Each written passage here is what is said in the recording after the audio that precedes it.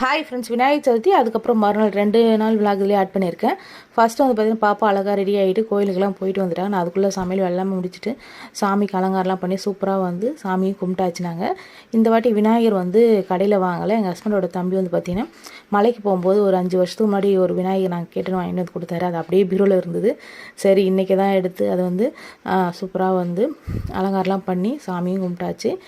இன்றைக்கி வந்து பார்த்திங்கன்னா கொழுக்கட்டை, சக்கரை பொங்கல், அப்புறம் வடை, சாம்பார் சாதம் எல்லாமே பண்ணி சூப்பராக வந்து விநாயகருக்கு படைச்சாச்சு.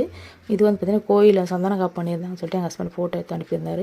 மறுநாள் வந்து பார்த்திங்கன்னா எங்கள் ஹஸ்பண்டோட ரிலேஷன் வீட்டில் வந்து பார்த்திங்கன்னா கிரகப்பிரவேசம். ஸோ அதுக்காக போயிருந்தோம். சூப்பராக வீடெலாம் கட்டியிருந்தாங்க. பெருசாக வீடியோ எதுவுமே எடுக்கல, கொஞ்சம் கொஞ்சம் வந்து எடுத்திருந்தேன். அதை மட்டும் வந்து ஆட் பண்ணியிருக்கேன்.